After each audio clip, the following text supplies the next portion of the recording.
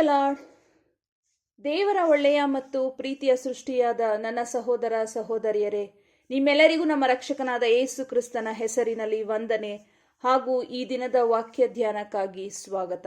ಕರ್ತನಲ್ಲಿ ಪ್ರಿಯರೇ, ಸುಮಾರು 1 ತಿಂಗಳ ನಂತರ ಈ ನನ್ನ ಚಾನಲ್ನಲ್ಲಿ ವಾಕ್ಯ ಸಂದೇಶ ಕೊಡುತ್ತಾ ಇದ್ದೇನೆ. ಯಾಕಂದರೆ ಕಳೆದ 1 ತಿಂಗಳಿಂದ ನನಗೆ ತುಂಬ ಹುಷಾರಿರಲಿಲ್ಲ, ಕಷ್ಟಕರವಾಗಿತ್ತು, ದುಃಖಕರವಾಗಿತ್ತು. ನನಗೆ ಆರೋಗ್ಯ ಸಮಸ್ಯೆ ಇತ್ತು. ಹಾಗಾಗಿ ನಾನು ಉಳಿದಿದ್ದೇ ಹೆಚ್ಚು.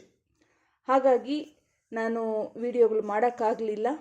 ಆದರೆ ದೇವರು ತನ್ನ ಕೃಪೆಯಿಂದ ನನಗೆ ಆರೋಗ್ಯವನ್ನು ದಯಪಾಲಿಸಿ ಜೀವಿತರ ಸಂಖ್ಯೆಯಲ್ಲಿ ಇರಿಸಿ ಹೊಸ ವರ್ಷಕ್ಕೆ ಕಾಲಿಡಲು ಸಹಾಯ ಮಾಡಿದ್ದಾರೆ.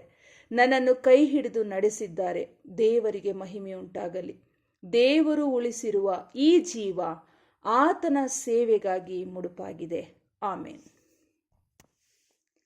ಕರ್ತನಲ್ಲಿ ಪ್ರಿಯರೇ, ಈ ದಿನ ನನ್ನ ಸಂದೇಶ ಯೇಸುವಿಗೆ ಪ್ರಿಯವಾದ ಆಹಾರ.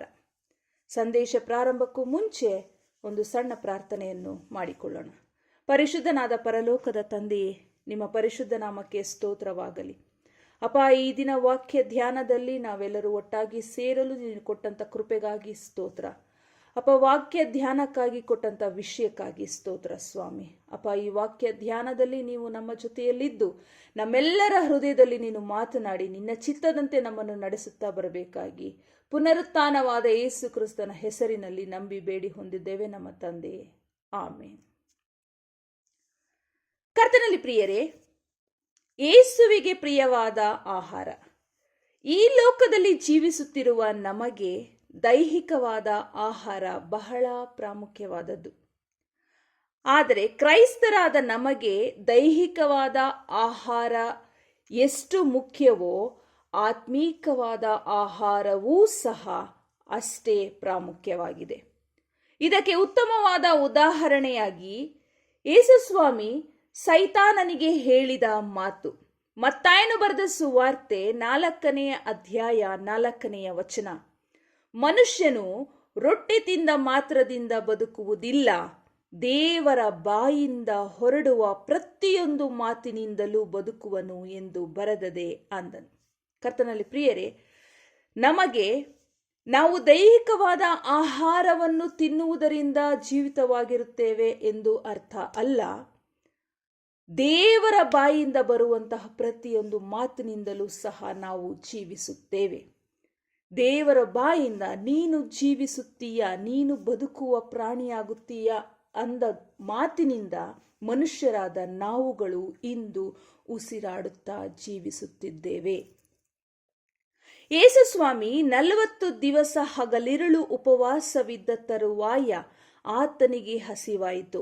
ಆಗ ಶೋಧಕನಿಂದ ಶೋಧಿತವಾದ ಯೇಸು ಸ್ವಾಮಿ ಹೇಳಿದ ಮಾತು ಇದಾಗಿದೆ: ಮನುಷ್ಯನು ರೊಟ್ಟಿ ತಿಂದ ಮಾತ್ರದಿಂದ ಬದುಕುವುದಿಲ್ಲ, ದೇವರ ಬಾಯಿಂದ ಹೊರಡುವ ಪ್ರತಿಯೊಂದು ಮಾತಿನಿಂದಲೂ ಬದುಕುವನು.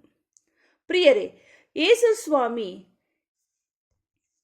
ಇದೇ ನನಗೆ ಪ್ರಿಯವಾದ ಆಹಾರ ಅಂತ ಯಾವುದೇ ದೈಹಿಕವಾದ ಶಕ್ತಿಗಾಗಿ ಮನುಷ್ಯರು ತಿನ್ನುವ ಆಹಾರದ ಕುರಿತು ಮಾತಾಡಿಲ್ಲ ಅಥವಾ ಹೇಳಿಲ್ಲ. ಅಂದರೆ ಇದು ಒಂದು ನನಗೆ ಪ್ರಿಯವಾದ ಆಹಾರ ಅಂತ. ಆದಾಗ್ಯೂ ಯೇಸುವಿನ ಪ್ರಿಯವಾದ ಆಹಾರ ಒಂದುಂಟು. ಅದೇನು ಅಂತ ಈಗ ನೋಡೋಣ. ಯೋಹಾನನು ಬರೆದ ಸುವಾರ್ತೆ 4ನೇ ಅಧ್ಯಾಯ 32ನೇ ವಚನ. ಆದರೆ ಆತನು ಅವರಿಗೆ, ನಿಮಗೆ ತಿಳಿಯದಂಥ ಆಹಾರವು ನನಗುಂಟು ಎಂದು ಹೇಳಿದನು. ಈ ಮಾತನ್ನ ಯೇಸುಸ್ವಾಮಿ ತನ್ನ ಶಿಷ್ಯರಿಗೆ ಹೇಳುತ್ತಾ ಇರೋದು. ನಿಮಗೆ ತಿಳಿಯದ ಆಹಾರವು ನನಗೊಂದುಂಟು. ಹಾಗಾದರೆ ಯಾವ ಆಹಾರದ ಕುರಿತು ಸ್ವಾಮಿ ಹೇಳ್ತಾ ಇದ್ದಾರೆ?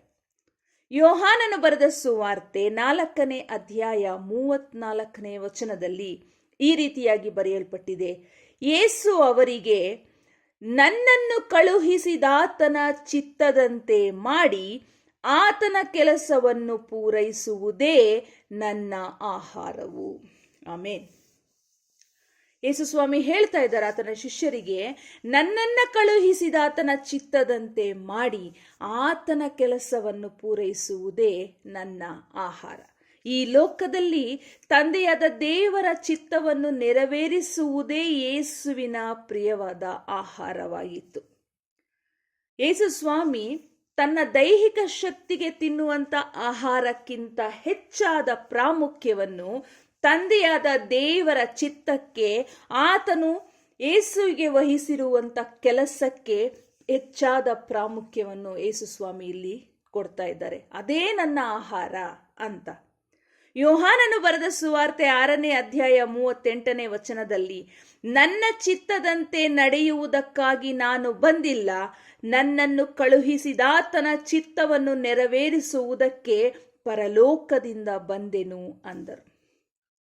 ನನಗಿಷ್ಟ ಆಗಿದ್ದನ್ನ ನಾನು ಮಾಡೋದಕ್ಕೆ ಇಲ್ಲಿಗೆ ಬಂದಿಲ್ಲ, ನನ್ನನ್ನ ಕಳಿಸಿಕೊಟ್ಟಿರುವಂತ ನನ್ನ ತಂದೆಯ ಚಿತ್ತವನ್ನು ನೆರವೇರಿಸುವುದಕ್ಕಾಗಿ ಪರಲೋಕದಿಂದ ನಾನು ಇಲ್ಲಿಗೆ ಬಂದಿದ್ದೇನೆ ಅಂತ ಯೇಸುಸ್ವಾಮಿ ಹೇಳ್ತಾ ಇದ್ದಾರೆ.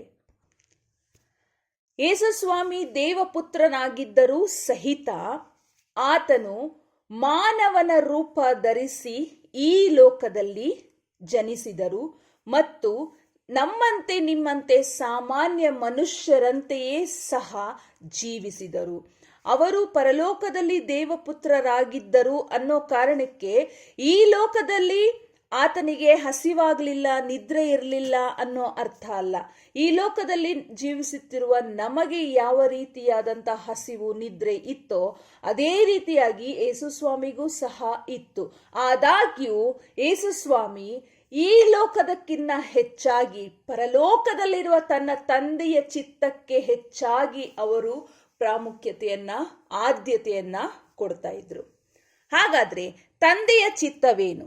ಯೋಹಾನನು ಬರೆದ ಸುವಾರ್ತೆ 6ನೇ ಅಧ್ಯಾಯ 38ನೇ ವಚನದಲ್ಲಿ ಮುಂದುವರೆದ ಭಾಗವಾಗಿ, ನನ್ನನ್ನು ಕಳುಹಿಸಿದಾತನ ಚಿತ್ತವು ಏನೆಂದರೆ, ಆತನು ನನಗೆ ಕೊಟ್ಟವರಲ್ಲಿ ಒಬ್ಬನನ್ನೂ ನಾನು ಕೆಡಗೊಡಿಸದೆ ಅವನನ್ನು ಕಡೇ ದಿನದಲ್ಲಿ ಎಬ್ಬಿಸಬೇಕೆಂಬುದೇ.